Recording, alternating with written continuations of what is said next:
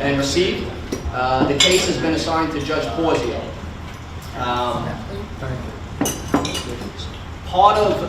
So basically the legal action covers two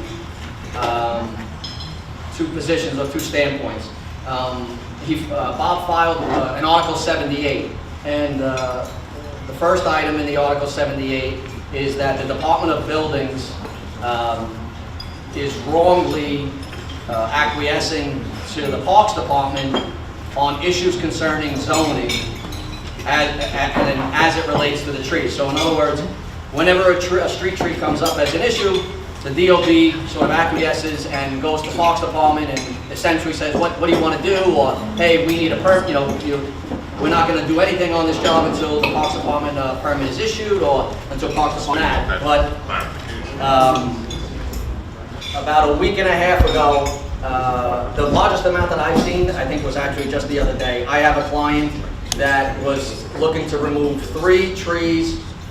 Parks Department took 10 months back and forth and very reluctantly issuing the restitution letter, but the amount that they're asking for is $592,000 for 3 trees, which I don't have to tell you basically bankrupts that development. A few days after that, Stanley, I believe, had a client who received a restitution letter for almost $700,000. It was a few more trees than 3, but it was still $700,000. So those are the 2 largest amounts that I'm sort of aware of, and in my instance, 3 trees, almost $600,000 is very high. Oh yeah, they gave we should all be happy that the Parks Department actually did give my client an option. If he didn't want to pay $592,000, he could plant 296 trees. So, needless to say, they're not going to accept that. Any other questions on that? Yes, Larry. Yes, you said the Parks Department doesn't own the trees. Who does own the trees? So, the way I understand it, whoever owns the property outside of the property line, so from the property line towards the street or into the street, that's who owns the tree. In many, many instances, that portion of land is not owned by the city, at least when it's on a non-title vested street, right? When it's title vested, it's vested to the city, as I understand it. If it's non-title vested, that means that it's usually owned by a private citizen or by an individual. So that's who technically owns that area. Even though it may be sidewalks and curbs and street all the way to the middle of the street, in many instances, it's owned by a private individual, not the city. One-on-one. Yes. Frank, did they give you some kind of a calculation, determination, a method by which they determined this extraordinary number? So the restitution letter, for those of us that have seen it, the restitution letter comes with a very brief explanation of the size of the tree and how much the restitution is. Very brief. We subsequently requested the detailed valuation and calculation. I don't understand it. I'm not a mathematician, and I don't know where they come up with these numbers, but they did provide the valuation, but for me, it's like a foreign language. I don't know. Maybe, Hans, is that something you would be able to understand? Well, there's 2 different scenarios. One is like a replacement value, and then one is the value of that tree, whether it's a historic tree and added to the value of the community. But what I could say is that Parks Department method of evaluating the value of a tree is like totally disproportionate to the rest of the country. They overinflate it. It doesn't make any sense, because I had a client who took down an 8-inch caliber tree, and they were fining them like I think it was $9,000. So for an 8-inch tree, that's actually one credit. Doesn't even make 2 credits. And if you were to pay into the tree fund, it's like $2,000. So everything is inflated, and they bank on the fact that the average citizen won't argue with them because they're trying to get their project through or the development through. So clearly you would be able to say that the 8-inch tree was not an historical tree, Right. therefore did not contribute a very extraordinary resource to the community. No. So it's really quite arbitrary and sometimes punitive. Yes. And Mike, just as a follow-up to that, this same client that got hit with this almost $600,000 restitution, he has another project. We're removing one tree. He got a restitution letter for $60,000. He decided to attempt to have, conversation with the Parks Department and maybe, request a reduction in the amount that was due. And very, very short and very, very abruptly, the Parks Department just very quickly dismissed that and basically, in an email, in writing, basically said, we have jurisdiction on the matter, this is the amount, case closed. I mean, that's almost word for word what they wrote. So in the past, I've heard of a lot of people having the ability to sort of negotiate it and maybe get it reduced, whether it's just this particular client or maybe their new position, they're not being as accommodating as they used to be. Hey, Bob. The case being discussed, has there been a public dedication on that particular street? So a title search was done, and in the title search, it came up that the client who owns the property, who is being asked to pay the restitution, does not actually own that portion of the street. But it was revealed in the title report that that the city doesn't own it, but that a third party owns it. Parks Department acknowledged that the Parks Department does not own the street. They acknowledged that a third party does own the street, and they, in an email, literally said, we understand we don't own the street, but Mr. So-and-so, you don't own it either, a third party does, therefore we're taking jurisdiction. But is there a public dedication at all on that portion of the street? I don't think so, sorry. No, I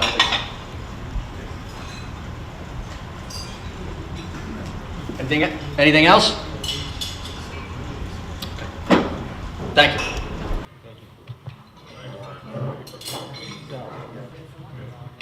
Okay, so the only update for the EP committee, I did get an update last week from my colleague who's co-chair with me that we're working on putting a benefits of membership that we can apply to the website to try to attract new members. Once we put the draft that together, we'll send it to the XCOM to kind of review and approve. I think then we'll get it on our website. Once that's on the website, I think we're going to do a mailing to anyone who's not a member and see if we can attract people. I think one of the biggest memberships benefits that people don't know about it. Your first year is free coming out of college. So if you're trying to get young professionals to join, the first year is free. It's kind of a national thing. People don't know that. So if your first year is free, the other thing that we're trying to do at the chapter is we have the study material for taking the exams. Everyone coming out of school wants to take the exams. So you get a first year free, you have access to the exams. Brooklyn has a way of checking out the material through their website, which we have to figure out with our website, how we do that, where we locate it. So first year free, and you get access to study material. Could be attractive to getting a lot of new younger professionals to join the organization. That's one thing we're putting together. I was in Albany last month. Albany has a forum once a year. I didn't realize it was the second annual forum. I've been chair of this for 2 years now, so I was actually at the first annual forum last year. I didn't know that. This was the second annual, so all 13 chapters, chairs and co-chairs attend the event in Albany. It's interesting. The topics, I can give you a little bit of a summary of some of the topics we go through. But one of them is just trying to get the word out to young professionals and get people involved. They have three main kind of points that they try to advocate for: government and public advocacy, how to get young professionals involved with the government and public advocacy. They have future practice and community, and then they have mentorship and diversity as their kind of key elements. So we broke up into various chapters, about 13 chapters that were there. They put us in different groups. I'm working with a small group on future practice, and we kind of picked the topic of, some of the basically how to risk management, how to protect yourself as an architect is what we took over. The young professionals, in the room were really advocates of kind of putting together a YouTube video, interviewing some architects, attorneys, and even the insurance companies about how architects can best protect themselves from writing a contract to actually practicing architecture in our drawings and through construction administration. And we're going to come up with a series of questions, and each question will then have all the different professionals answering that question on a YouTube kind of video you can watch, and then you can go to the next question and see how various professionals answer that question related to how to protect yourself as an architect. So that's kind of the task at hand for this year of the EP committee. So should be a kind of a cool thing. Let you know when we actually get the videos together and when they get them out. We can probably take it through our website as well, being a part of putting it together. But I think it's going to be good. So that's the update. We have an update from the Technical Affairs Committee. This is back here tonight, but Charles is going to give a report. Stand by, sir. It was a short meeting this week with Frank Marciano. Sir, I'm sorry. Okay, thank you. It was a short meeting with Frank Marciano. A couple of items of interest is, number one, the building department has now mandated gender-neutral signage for all single occupancy public toilets. Although the law does not specify what the signage should be, the building department in their bulletin issues a sign possibility of what it can be. I will stay politically neutral. You can take a look at it yourself. I don't know why single occupancy toilet description is not enough, why there has to be a descriptive sign, but that's up to the building department. So take a look at that. That's retroactive, by the way. So any existing building, regardless of date of construction, single occupancy toilets have to comply with this gender neutral signage. Secondly, effective May 1st, which we're past, pro-cert application, for those who pro-cert, you can no longer pro-cert an application if there is a work without permit penalty due on the application. It has to be filed as a general examination application. Pro-cert is no longer accepted for that. There is an exception, and the exception, which I quite don't understand, says that if the part of the building where the work was done is not owned by the building owner, then there's an exception that exists. They may have meant tenant control, I don't know, but they actually said the part of the building that's not owned by the building owner, so I really don't know what that means. And at the meeting, there was no explanation either, so it's something we have to look into. But generally speaking, if you see a work without a permit violation, you will not be able to pro-cert an application. Hey, Charlie, was there a reason? What's the reason? Frank, is there ever a reason? That's it. It's just filtering down, it's not local, it's in Manhattan, so I don't know yet. Charlie, that's only if violations are issued. Work without permit violation penalty, so it has to be issued. Well, if I'm filing for violation, That's what, I agree with you according to the way it's written, if there's no penalty imposed, and there isn't yet. Okay? Similar to that, excuse me a minute. Oh, also, see with double penalties, if the work without a permit penalty is reissued within a year of the first one, then the civil penalties are doubled. Now, I know this is getting expensive.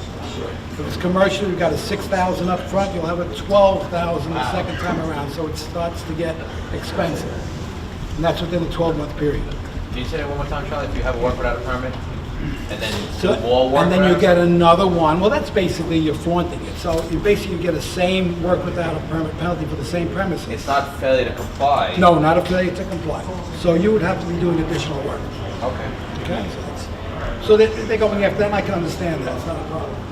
Okay, most importantly, effective June 2nd, if you file fire alarm, fire suppression, fire protection plans directly with the fire department, not with the building department.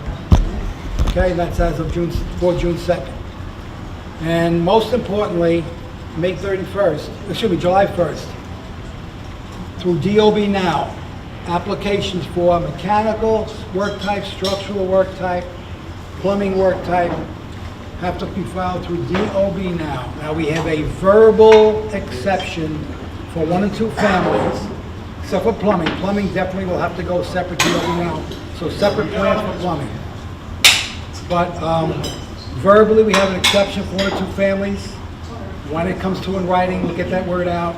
But as of now, July 1st, all applications, DOB now for structure, mechanical, and the plumbing, sprinkler, fire suppression. Charlie, if I could just ask some clarification on that signage. You had indicated it's retroactive. This is the part that confuses me. If I'm just a bakery or bagel shop, whatever, not doing any work, And you don't have to do work. You can go forward, retroactivity is only for the signage, you do not have to physically change anything. no, but that's what I mean. So I'm just chugging along as a bakery shop. I got a bathroom in the back. I'm gonna get a violation because I didn't change the sign. Is that correct? You're subject to if it's a single occupancy toilet. Lock on the interior, inside of the door, and gender neutral signage. The diagram that the building department has, I'll call it a recommendation, I've seen it, yeah. is the typical restroom, male, female, and then an in-between figure. I'll leave it to you. I don't know. Can you describe the in-between figure? Not really. I'm staying politically neutral on this one. Clear as mud.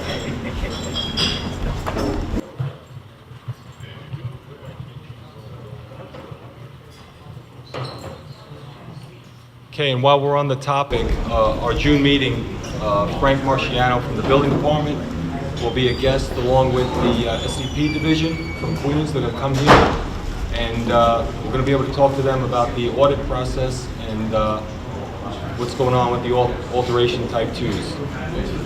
At this time, I think we're ready for our presentation, right? Okay, back in February, the chairman of our city planning committee gave a presentation on the zoning text amendment changes. Phil Rampula is also a member of the working group charged with reviewing and commenting on the report, on the text. On, I think it was May 3rd? May Friday? 6th. May 6th. The Friday before, the May 3rd, they released the new version of the text amendment, and then they certified it on that Monday. So the presentation tonight will be on that new version of the text amendment, and Phil and the working group, the members from our chapter who are working on it, prepared some drawings to supplement the presentation. The presentation is going to address strictly residential due to the lack of time that they had to get up to speed with the new text amendment. So with that, I'm going to turn it over to Phil Rampula. For those of you that don't know, there is a joint city planning committee, the AIA and the BIA. Once every 2 months, we meet with the Department of City Planning, and we go over a number of different things.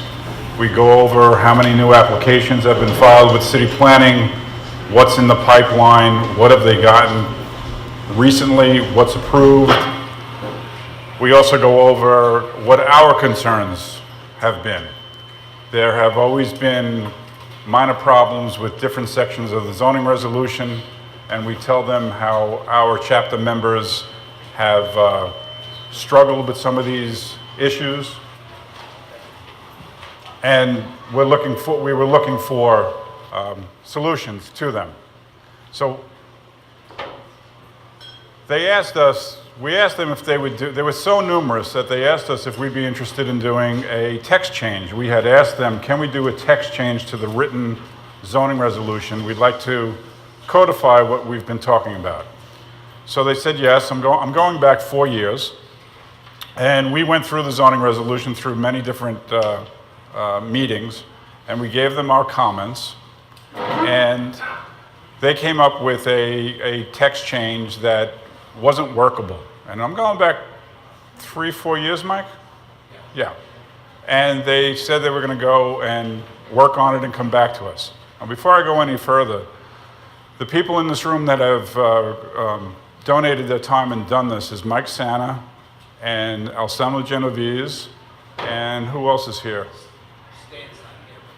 Stan Kribashevsky, and the executive committee of the AIA has gotten involved.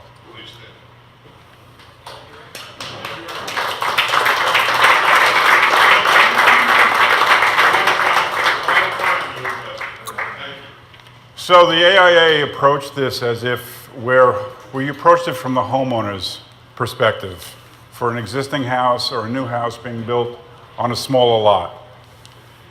And when they came out when they reconvened the working group, they said to us, we were either gonna go big or go home. And we said, well, what does that mean? And they said, well, what we're going to do is there's 3 special districts, South Richmond, Hillside, Natural Area. And instead of having 3 separate special districts, we're going to combine it into 1 special district so that the rules are even throughout the 3 special districts, and we can enforce it that way. The problem with that is, at the time, the Staten Island office was not manned very well, and they shipped this project off to their urban design division in Manhattan. And that's when the rails started to come. The wheels started to come off the rails. So they came out with, this is their 3rd reiteration, and they've certified this application as complete. We've started the ULURP process. Before I get to the slides, one of the things that they're proposing is that if you have a private lot and you're putting in an internal street, the internal street no longer generates floor area or lot area. It is deducted from the site 100%. That's something that the politicians have wanted for a long time, and that's something that's in effect in the Hillside District, but they're going to codify it for all 3 special districts. Right now, in commercial and manufacturing districts, there's something called cross-access, where if you have a parking lot, you have to do cross-access into the adjoining parking lots, but you have to file an application with city planning. They're going to make that an as-of-right action, and you just go to the buildings department with that. But they've increased it so it's not just the 2 lanes of traffic that go through, they're also going to want pedestrian access on either side. So instead of giving up 4 parking spaces, you're giving up about 6. There's new rules for commercial screening along the front lot lines of a commercial building if across the street there's a residence. And there's new screening requirements for rear yards. What they did say is, if you have a small lot, less than 1 acre in size, you no longer have to come to us to develop it. Provided, however, it's not more than 1 acre, there's not more than 4 or more buildings on it, there's not more than 8 dwelling units, so that means 4 2-families, there's not more than 4 new zoning lots created, and there's no private road. If you fit in that category, you can go to the buildings department directly. However, what they've done is they've reduced the amount of house that you can build. So when you look down from the sky and you look at a house, this is called lot coverage. And usually on a single-family home, they average about 35% of lot coverage on a typical 40 by 100 lot. So now city planning is cutting that down for residents to 30%. In addition, they have another layer with pervious and impervious on your lot. So pervious meaning that the water can go through, and impervious, the water can't. So in a residence district, you can't have more than 50% pervious. So getting back to a site that's in excess of 1 acre, even if you just want to subdivide that into 4 lots, you have to file with city planning, and what that does is it triggers a seeker, a city environmental quality review. I really don't want your eyes to glaze over But let's just say you have to hire an environmental consultant to figure out 21 different environmental thresholds to see if you exceed or meet those environmental thresholds. So we thought that was patently unfair. When you do file, whether it's more than 4 acres or less, if it's more than 4 acres, you'll be required to hire a landscape architect to do the planting for you, and you need an environmental professional to come and assess your lot as how it fits in and relates to the other ecosystems in the area. So that's another cost to the homeowner and the developer. We fought them hard on the next one, which is retaining wall standards. They are proposing that no retaining wall is more than 6 feet high, and that if you do have a 6 foot high retaining wall and you need more, you have to step back and do another one and step back and do another one. Our problem with that is that we think it destroys more of the site than if you did a higher retaining wall of 8 or 10 feet. We even tried to propose to them that if the retaining wall is not in the public realm, like it's behind a building, and you don't see it from the street, why do we have to limit the size of the retaining walls? We can do a 10, 12 foot retaining wall, and it will not be offensive. They did not take kindly to that. They are also going to revise the tree calculations. Right now in South Richmond and in the other 2 districts, you need 1 tree for every 1,000 square feet of lot area. Well, you're not only going to need 1 tree for every 1,000 square feet of lot area, you're going to need 3 tree credits for every 750 square feet. So in short, that's a lot of trees. 50% of those trees have to be planted in the front yard. When we brought up to them that front yard is where the sewer connection is made, the water connection is made, the dry wells usually go, the underground electric, if you want to get a nice streetscape, it's not going to work. They said, we don't care. This is what they want. The other thing is, in the back of the zoning resolution in all the 3 special districts right now, there's a planting chart, and it tells you what species of trees you can plant. Well, Hans Wiener can tell you about a third, if not half, of those trees are invasive species. They're not native to us on the East Coast. So city planning said, if you have invasive species and you're doing an alteration to your house, you don't get any credit for the invasive species tree. And we said that's patently unfair. They followed the law. They planted the trees that you guys published, and now you're telling us we can't use them as tree credits.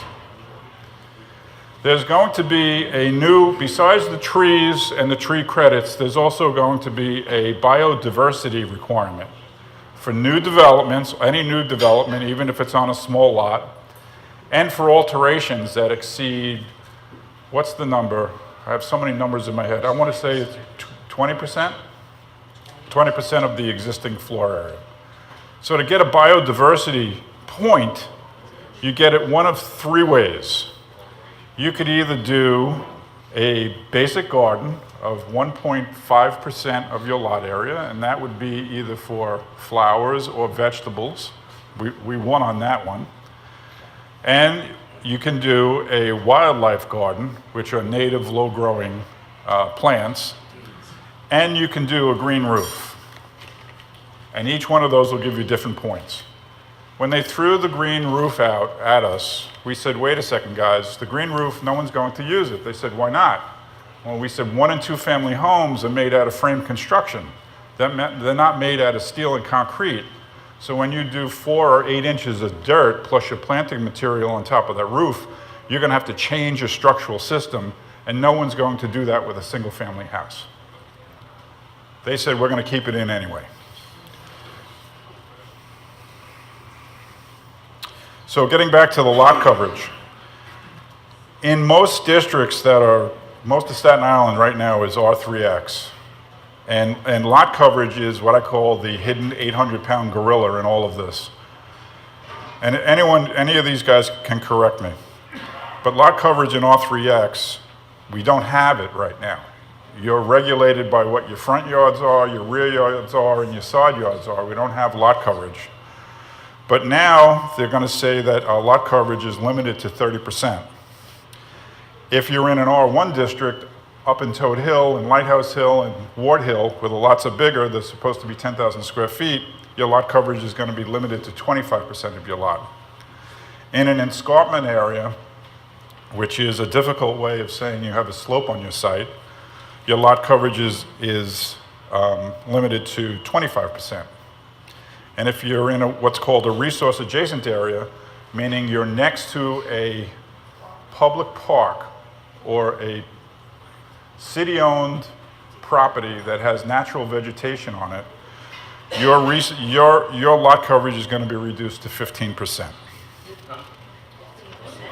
15%. Right. One of the things that was hidden in the middle of the text, because we were worried about it, we all probably have applications that have either recently been approved by city planning or we're in the process. We have open applications.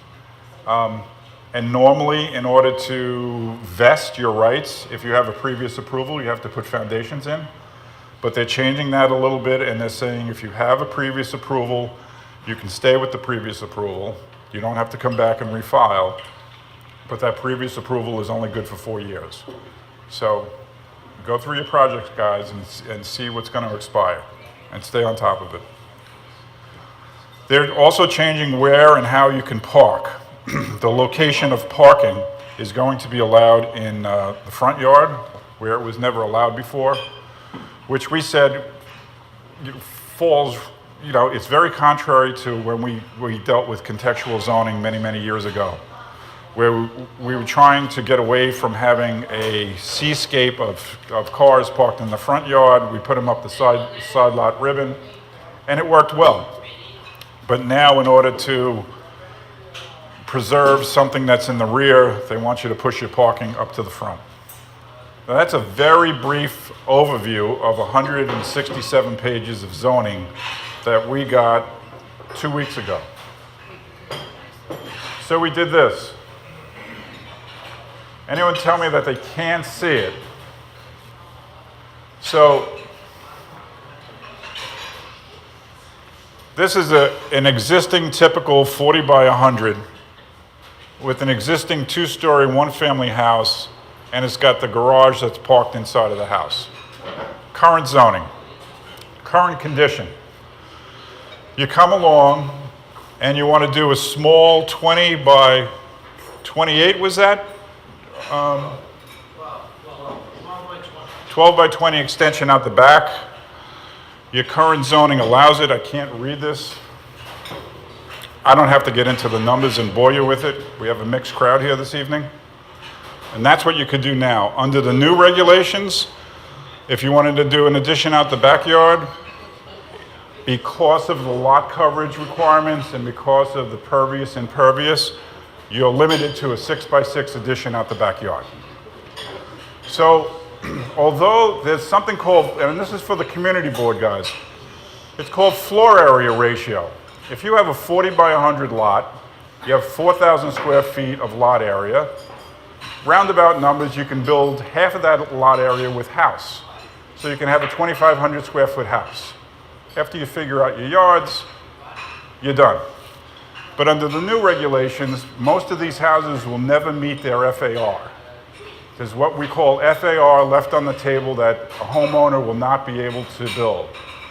So our concern from the homeowner is the cop married to the nurse who bought a house in Eltingville and wants to do an addition when their family gets a little older is not going to be able to.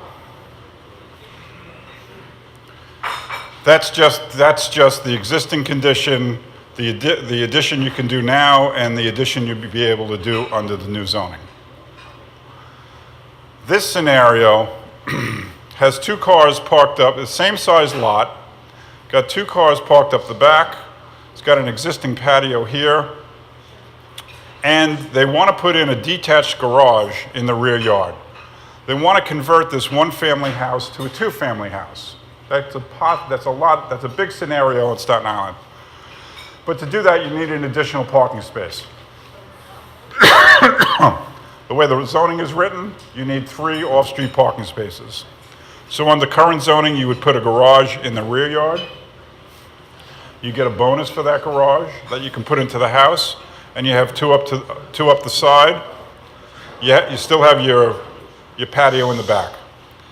Under the new zoning, you can't do it. We only get, Mike, what is it, 6 square feet or 16 square feet? 6 square feet. So you can't do it. So you won't be able to convert the 1 to the 2 because you can't have 3 parking spaces in a row. One of them has to be in a garage.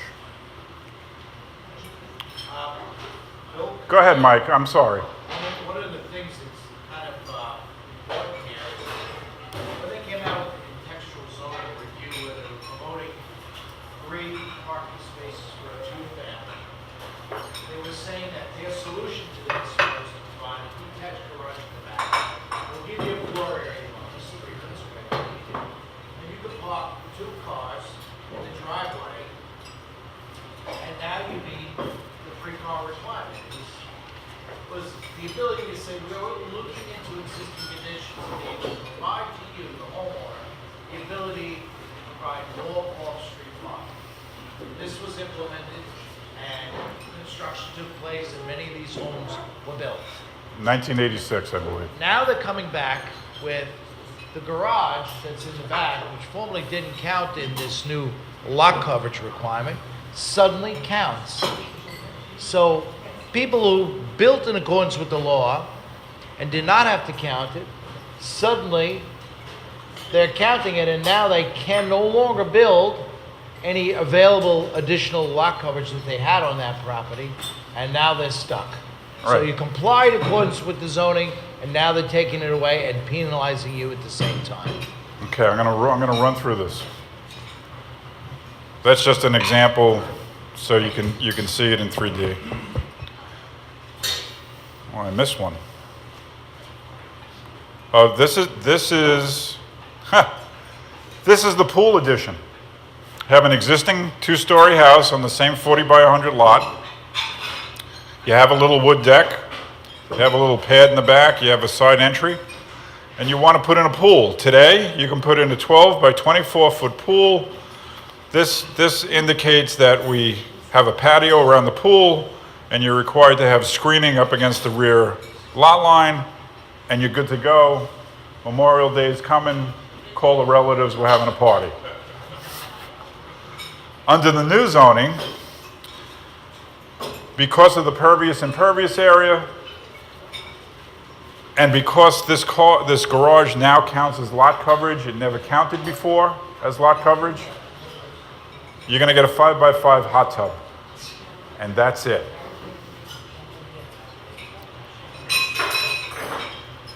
So this example is more on the North Shore in what we would call a, is this an escarpment area?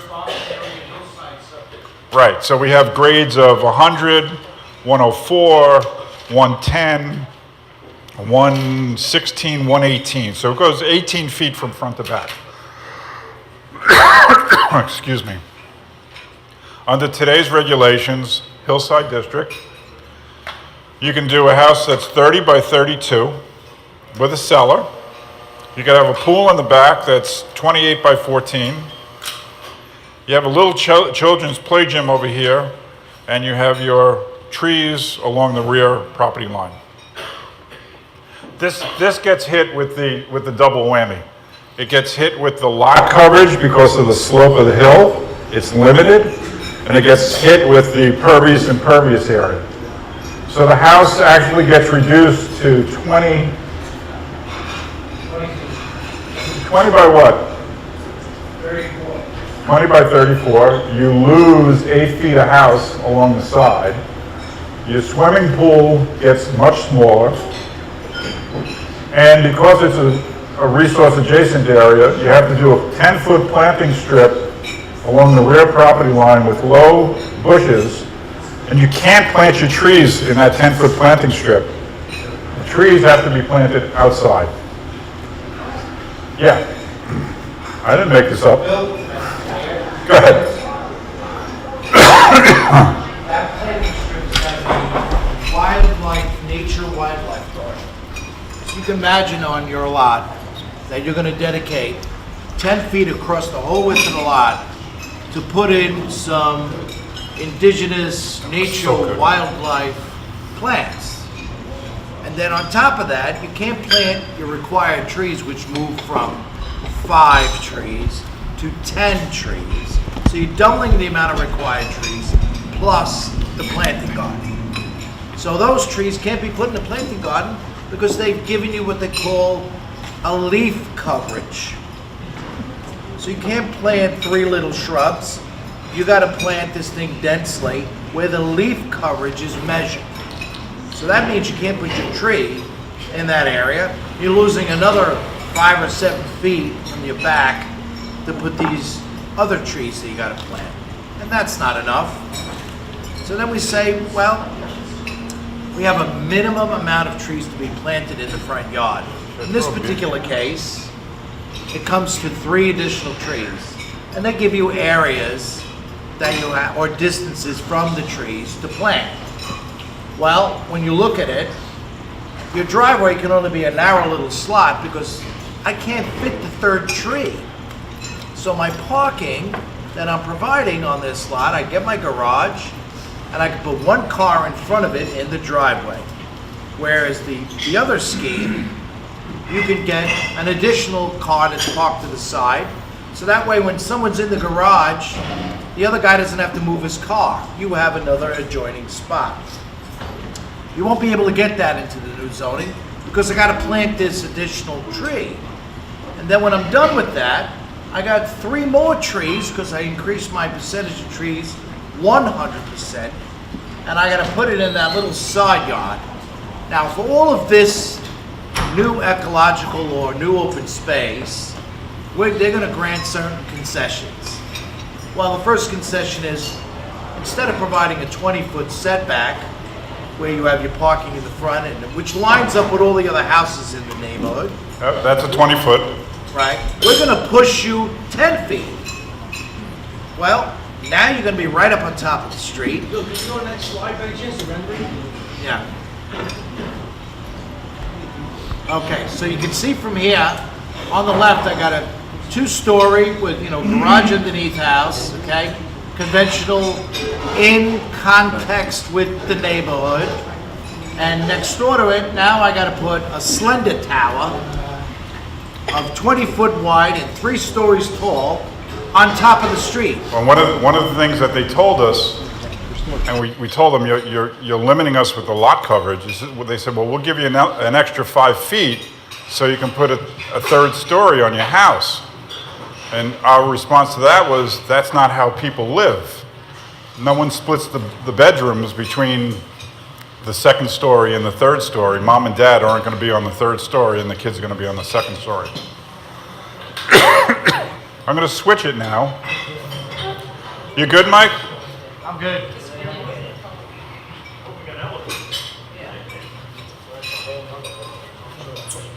Okay. So this also applies to community facilities, meaning doctor's offices, schools, hospitals. This is the survey for St. Peter's Boys High School, which is in the Hillside Preservation District. So they have the gymnasium, which is right here. This is existing.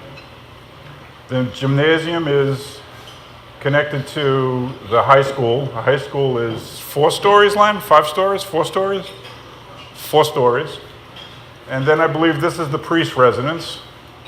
And this is a turf field. No, I'm sorry, it's an artificial field. And there are bleachers here. This area right here, under today's regulations, is steep slope and is to be preserved. Excuse me.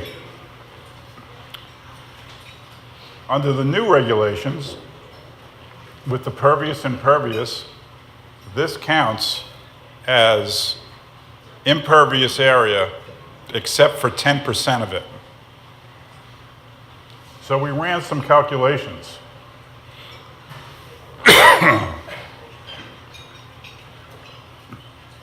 Because it's over 4 acres, it falls into that new category. It's a plan review site. It has to go to city planning. They can't do it as of right. And we have to run these formulas so that 50% of the lot remains open and unimproved, and that the lot coverage doesn't exceed 35%. Well, St. Peter's can't add another square foot to their campus. They're done. They'd have to give something up. They'd have to rip up the football field and put a building there if they wanted to do some type of extension. Although they have different areas that are not within the steep slope to either do new small buildings or do additions to the existing buildings, they can't. They're out of luck. We were going to run an analysis of Wagner College or St. John's or any of the other privately owned schools that dot the hills, as well as all the ones out on the South Shore. But we put this together in less than 2 weeks. So this one, I digress. So there's freshwater wetlands on Staten Island, and it's under the jurisdiction of the New York State DEC, and we all know and love them dearly.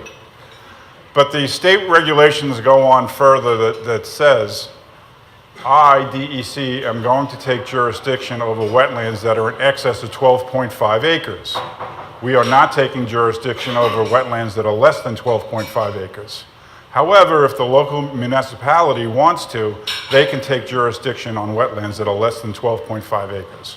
So city planning is now getting in the wetland business, and they're going to take jurisdiction on wetlands of less than 12.5 acres. The most startling thing that they threw at us, and that we pushed back hard on, is that they said that if you have either adjacent area or wetland proper on your property, it no longer counts as lot area. They're taking it away from us. State DEC allows us to have, even though you have a wetland piece, you still could use it as lot area. But if it's less than 12.5, city planning said, nope, we're taking it, you can't have it. We said it was taken. So they said, don't worry, we're going to allow you to move that building around on your lot on an as-of-right basis so that you can preserve the wetlands and you can build. So Stanley, who's not here, we're in this scenario. So this is the outline of the lot. It has an existing one-family house on it. It's very typical for the South Shore. It's 100 by 100. Back here is the edge of the tidal wetlands. It doesn't really clip his property, and then you'd have the adjacent area that comes in this way. Under today's regulations with the state DEC, you'd be able to subdivide this lot, and if your daughter or son was looking for a house, or if this was you bought this as your investment for your retirement years, you can get another house here. Excuse me. You'd have to do planting, but it's doable. Under the new regulations, because they want resource adjacent buffer areas, minimum setbacks, the pervious impervious gets more restrictive on the lot. You can only have what you have, and you can't build here at all. So we don't think it's in concert with how DEC would look at a project and either give you a permit or not give you a permit. They say that for lots of less than 12.5 acres, you'll have to meet city planning standards, but they haven't released to us what the standards are, so we have no idea. And they haven't told us whether the design professionals can file something like this, or it has to be an environmental consultant. So at this point, I believe that's the end of my presentation, but it's 167 pages. Sal or Mike, if you had anything else to add that I might have missed, please do. And then we'll open it up for questions. Just one last thing, with regard to commercial. So in all of these applications currently in a commercial development, we have parking requirements that we have to adhere to. And under the new regulations, 25% of your total lot area now has to be dedicated to some kind of preservation area. So effectively, what that means is the parking lots are going to be reduced. So parking is now going to be relegated to various other areas of the lot. The building will be made considerably smaller and the parking lot's made a lot tighter in order to provide an area in the back that maybe could be used as a community district place. So think about it. How many people are going to hang out at a shopping center in the back of the shopping center?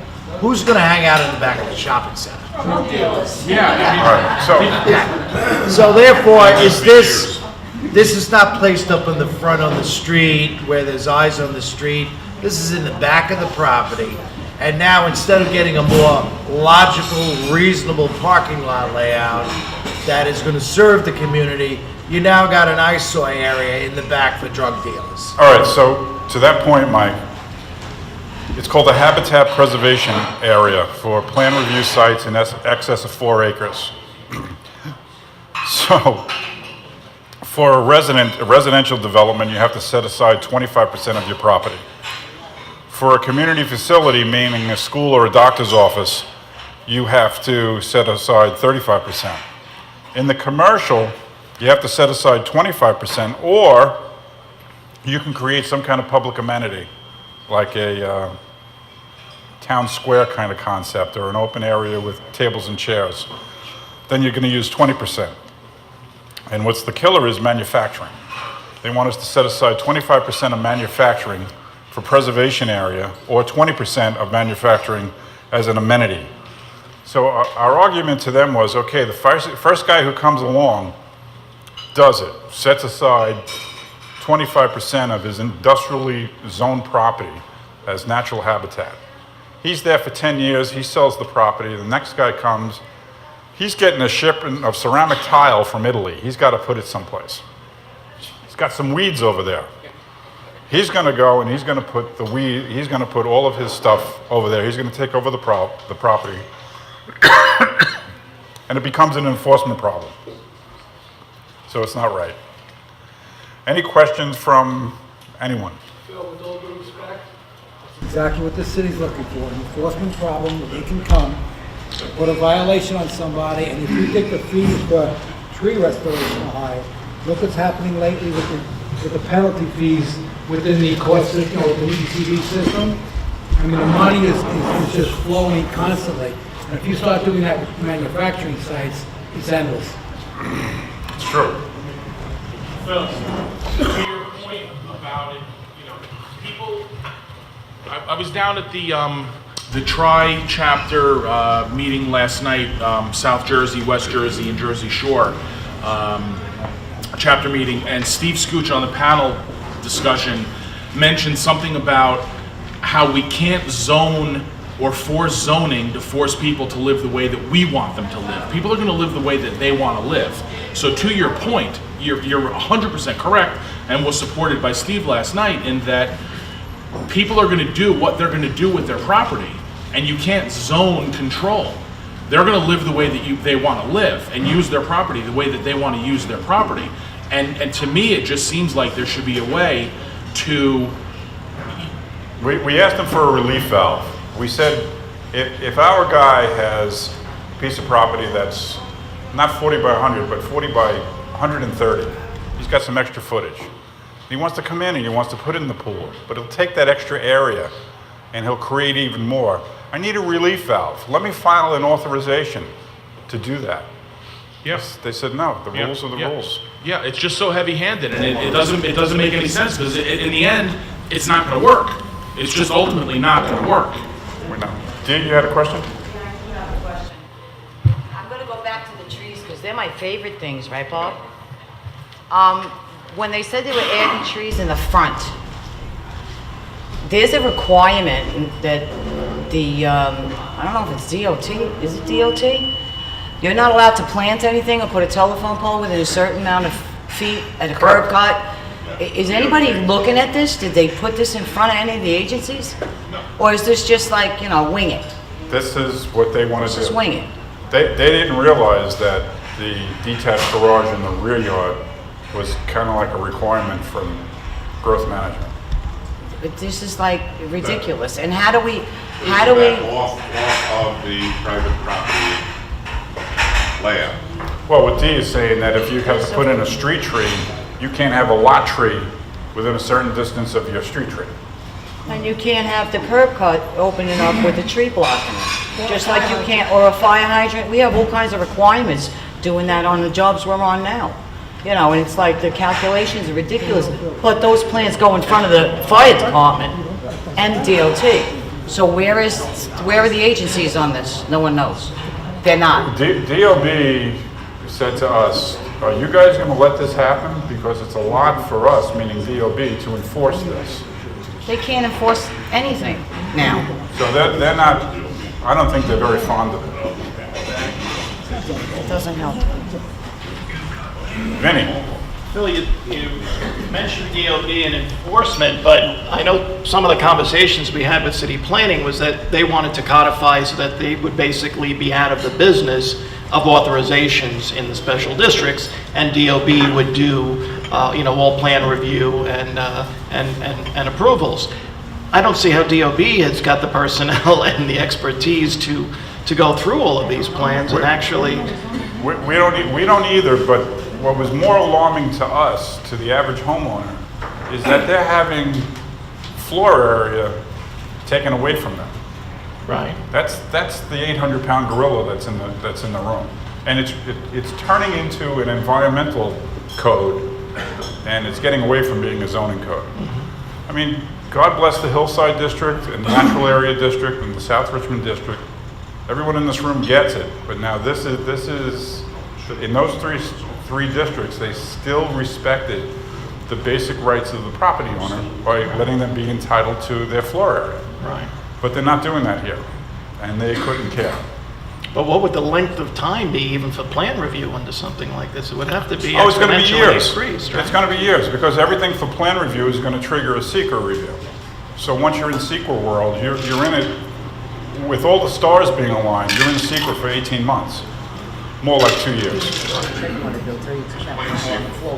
City Environmental Quality Review, CEQR is the acronym. And there are 21 different items in SEQR, from hazardous materials to shadows to neighborhood character to landmarks to traffic, parking. And I'm only up to 6, I apologize. Mike? Phil, if I can make a point? Yes, Sal.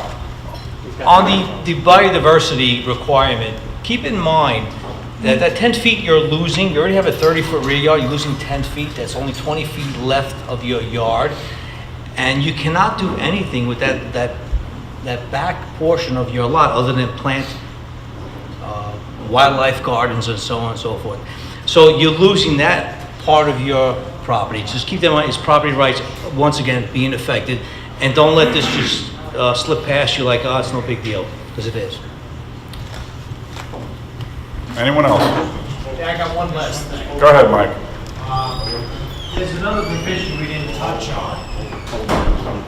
It's called articulation, Oh, you're right.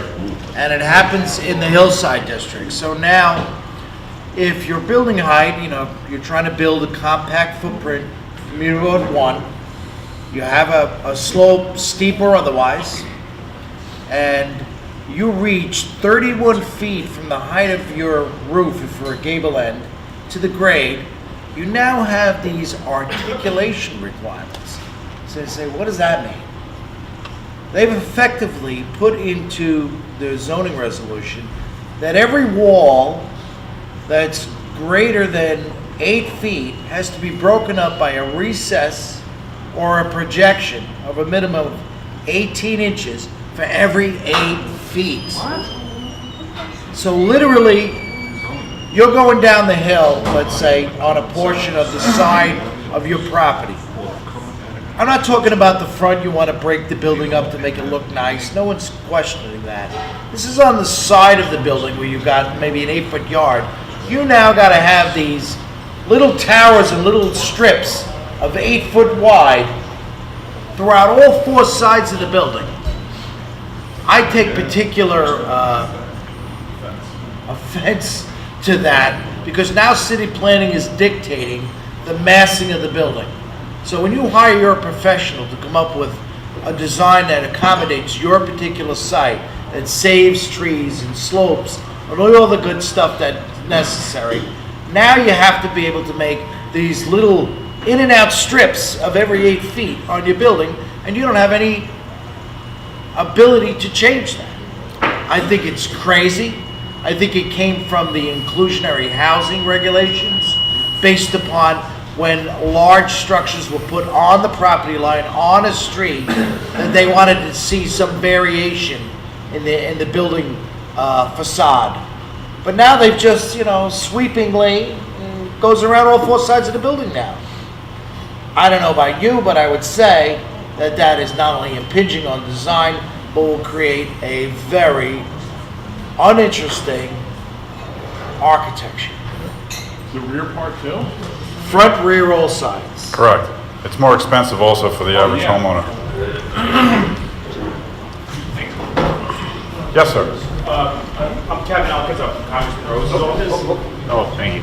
Kevin Elkins from Congressman Rose's office. This might be a difficult question to answer, but in your conversations with them, what was their justification for all this? Because, I mean, when you put those pictures up, it makes no sense at all. So what is their, I don't know, ideology or justification behind doing this? It's the de Blasio administration, that's the Green administration, and they're starting on Staten Island with this to create more green because they really think in their heart of hearts that we're totally bucolic and we're not suburban. Right. And the other thing that they're doing is what's called, what's it called? For the energy code, you have to do the commissioning for commercial buildings. He put something out that in the next 5 years, all of these high-rises are going to happen. So it's kind of dovetailing with that, and it's an environmental movement. That's where they're coming from. Okay. All right. Yeah. All right. Thank you. Yes, sir. Can you comment on some of the illustrations and Can you comment on some of the illustrations and sketches that city planning presented? Because in a lot of those sketches, they showed it like it was the best thing since sliced bread. We didn't put it up on screen. When the community boards see this presentation by city planning, you're going to see nice looking drawings like that with big open space and houses that look pretty livable. Well, we were in the working group, so we got a copy of those in our hands. And they did their analysis based on a lot that's 120 feet deep. And we said, wait a second, how many lots on Staten Island are 120 feet deep? They're 100 feet deep.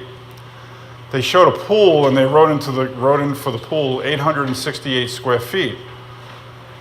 But when you scaled it off, it was like 310 square feet. They left like 1,100 square feet of floor area on the table that they didn't utilize. But because they had a 120-foot lot and it was on an angle, it looked fine, the house looked fine, but when you really dig into what they've done, it's disingenuous. And when we called them on it, they said, oh, this is for illustration purposes. And I said, but you're going out in the public realm with these. They think you're the professionals. Anyone else? Okay, call your local councilman. I think the biggest person that we need would be Debbie Rose on the North Shore. We know that our other two councilmen are are against it. And any zoning text change ends up at the city council for a vote. And we feel that Debbie's position would be key. So, I wanted to ask, so what is next steps? What can be done? So What can we do? This has started the ULURP process, Uniform Land Use Review Procedure. They've deemed their application complete. Now it goes out to the 3 community boards for 60 days. And because it affects all 3 community boards, it's also going to go to the borough board, which is the 3 community boards together. They put out a vote. Each community board says, we can recommend this, we like it, or we don't like it. That's the first one. And it's only a recommendation, doesn't carry any weight. It's not an up and down vote.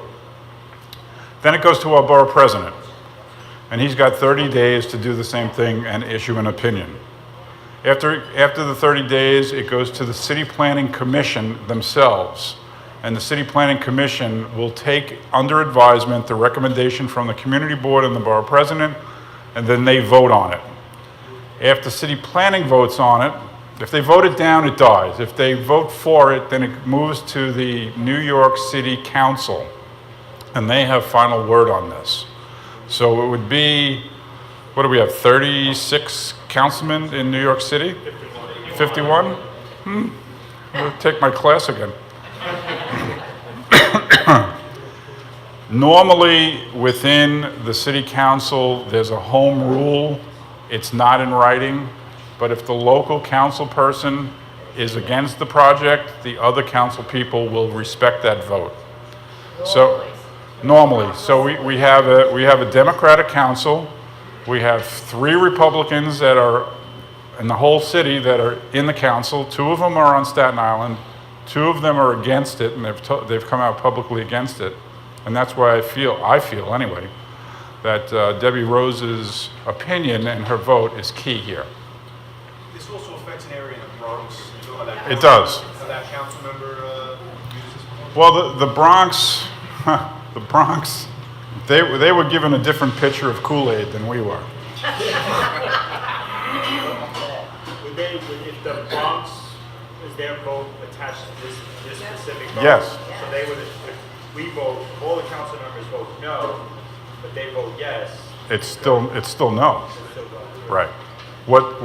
There was a letter that went out from the 5 councilmen, 3 on Staten Island, and the 2 in the Bronx, to the director of city planning in Manhattan that said, we'd like you to take this proposal and split it between the 4 districts. And very nicely, the response was no. Well, just to follow up on my prior question, so as far as like a game plan, we're looking at basically a 90-day window, 60 and 30, to mount 60, 30, something along 60, those 30, lines. 60, 30, 60. Okay, so a little bit longer, a more prolonged, Right, so it's right. amount of time we can mount it is a contact your community board, contact the borough president, contact the council. And we've got 2 that are against, and Debbie Rose undecided yet. We don't know just yet. We don't know what Debbie is on Okay. this. Mike had a question. So Phil, I just want to ask one thing. What are we going to ask our electeds? The result of all of this presentation. What are we asking you guys to look at? Right off the bat, we're asking them to vote it down. If they're not in a position to vote it down, it's to amend it tremendously, to make it fair to the individual homeowner. Some of it I get. I think some of it, a lot of you in this room, we get it, but it's not fair to the average homeowner. That's what we're looking for as an association. Yes. Could the AIA, and I asked you this at our meeting, make up a bullet point list so that we can do a mass email to the rest of the council members across the city? I think if all 3 community boards push the other council members, they may look at it twice before. We can. Okay. Our problem Like is we time. voted on it at our land use, it goes to general board at the end of this month on the 28th. Right. Ward 1 is doing it in June, and I believe Ward 2 is doing it in June. But would be helpful if we had a unified letter to email out to all of the council members. Yes. Can we get that also, so we can get that out to our civics? Yeah, it's just time. I just have like, 2 graduations around the corner and some other stuff going on, but I'll No be okay. family stuff. Get your priorities straight, Bill. Well, thank you all very much. I'm glad you came out. Thank you. Oh, wait. We had a late question. Yeah, Phil, I think it's important that the chapter show up at all of the community boards to testify at any of the public hearings. It's really the only way that the public who attends those community board meetings will really understand what's happening. I also think it's important that the chapter show up at the borough board meeting so that the borough board can hear and understand both the issues that the chapter has as well as what might be presented by city planning. Understood. Thank you. Thanks, everyone.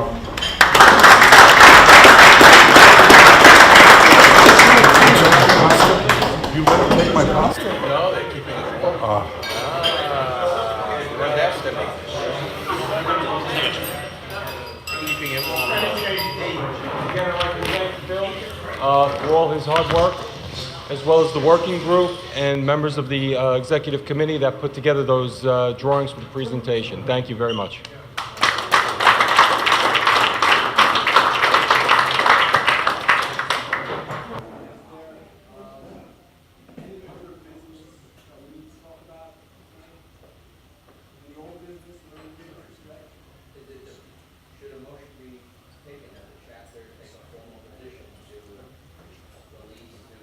Whomever will listen.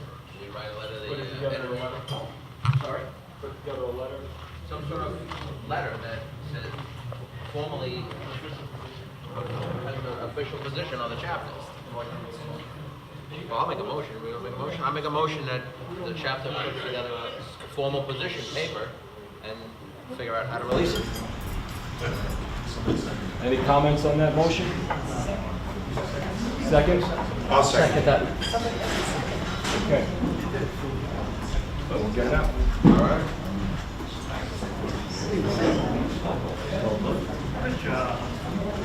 Is there any other old business or new business we need to talk about tonight? More of an announcement. So Jersey Shore AIA is having a series of different CE presentations and meetings. They've got one in June. I'll forward the invite to the secretary to have a mass mailing, but they're going to be talking about perpetuation in architectural firms, which is something that I think many businesses struggle with, and they're going to have some information about that at their next meeting. I believe it's at the Breakers in Manasquan, South Jersey Shore, in June.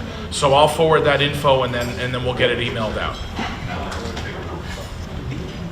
One more item I'd like to mention. Is anybody from the chapter going to the national convention?